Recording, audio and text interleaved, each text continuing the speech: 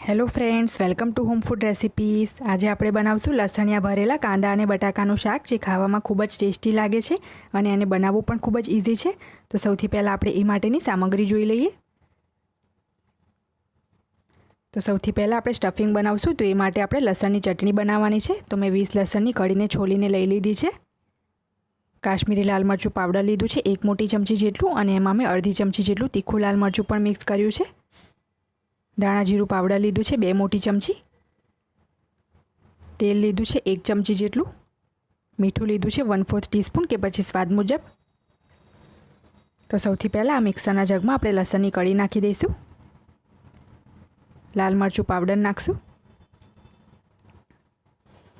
દાણા જીરું પાવડર અને મીઠું પણ નાખી દઈશું। હવે એમાં 1 ચમચી જેટલું તેલ નાખશું અને એને હવે સારી રીતે આપણે ગ્રાઇન્ડ કરી લઈશું।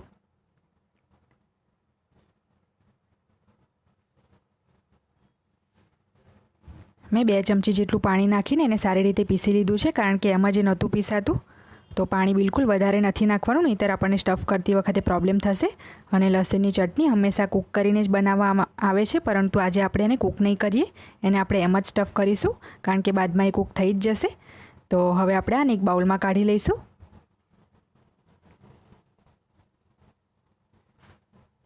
હવે આપણે સબ્જી બનાવવાની સામગ્રી જોઈ લઈએ।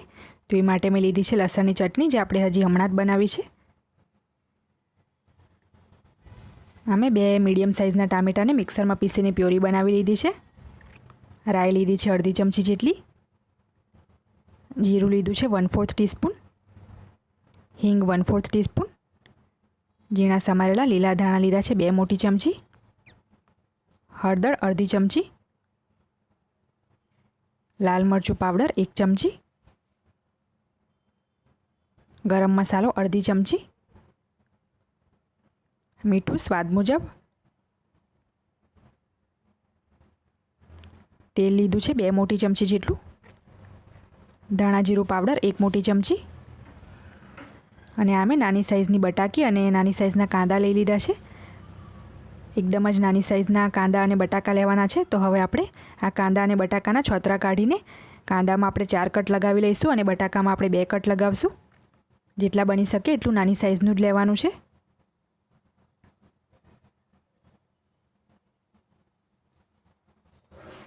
તો તમે જોઈ શકો છો, બટાકા અને કાંદા બંનેની છાલ કાઢીને મેં બટાકામાં 2 ચીરા લગાવી લીધા છે અને કાંદામાં મેં 4 સ્લીટ લગાવ્યા છે।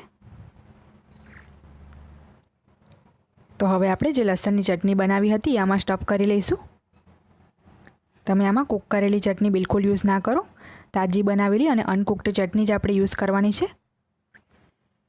તો આ રીતે બધા જ કાંદા અને બટાકાને આપણે સ્ટફ કરી લઈશું।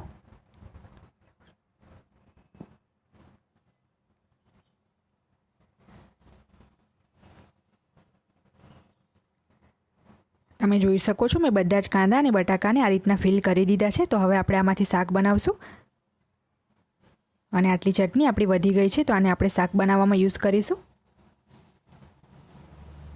મેં ગેસ પર એક કુકર ગરમ કરવા મૂકી દીધું છે। એમાં સૌથી પહેલાં આપણે તેલ નાખશું। જેવું તેલ ગરમ થઈ જાય એમાં આપણે રાઈ નાખશું, જીરું નાખશું, હિંગ પણ નાખી દઈશું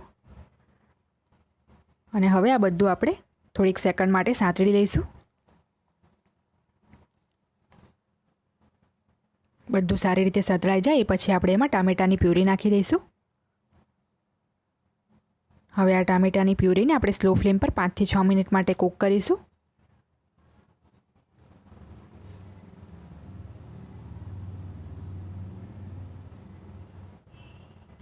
ટામેટાની પ્યુરીને મેં સ્લો ફ્લેમ પર 5 મિનિટ માટે કૂક કરી લીધી છે।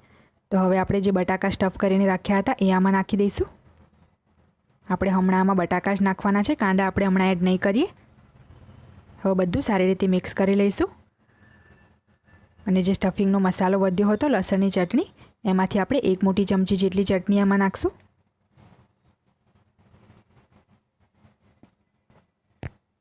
હવે એમાં અડધા કપ જેટલું આપણે પાણી નાખશું અને સારી રીતે મિક્સ કરી લઈશું।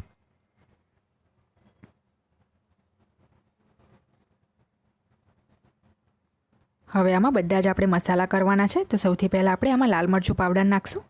ગેસની ફ્લેમ મેં હવે મીડિયમ કરી દીધી છે. હળદર નાખશું, ધાણા જીરું પાવડર,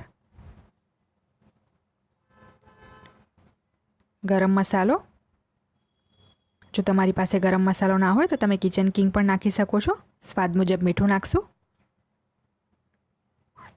હવે બધું સારી રીતે મિક્સ કરીને કુકરનું ઢાંકણું બંધ કરીને આપણે મીડિયમ ફ્લેમ પર એક સીટી લગાવશું. મીડિયમ ફ્લેમ પર એક જ સીટી લગાવવાની છે.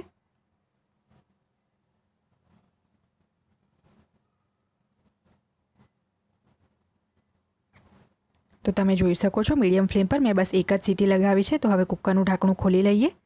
એક સીટી આપણે કાંદા નાખશું, એ પછી ફરીથી લગાવશું. તો પહેલાં આને સારી રીતે મિક્સ કરી લઈએ.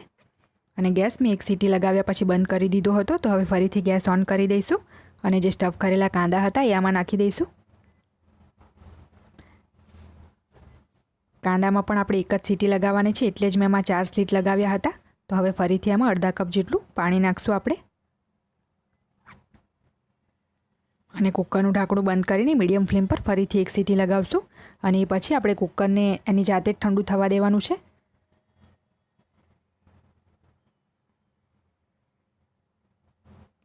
મીડિયમ ફ્લેમ પર ફરીથી મેં એક સીટી લગાવી દીધી છે. તો હવે કુકરનું ઢાંકણું ખોલી લઈશું. આપણી સબ્જી સરસ કૂક થઈ ગઈ છે. તો ચાકુ નાખીને આપણે એને ચેક પણ કરી લઈશું. બટાકા અને કાંદા બધું સરસ ચડી ગયું છે. તો હવે આપણે આમાં લીલા ધાણા નાખી દઈશું, ઝીણા સમારેલા. સારી રીતે મિક્સ કરી લઈશું. હવે આ સબ્જીને આપણે સર્વ કરી લઈશું.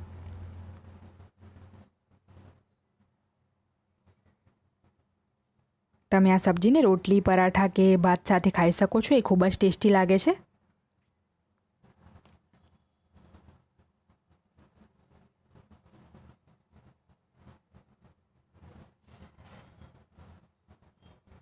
તો મેં આ શાકને સર્વ કરી લીધું છે.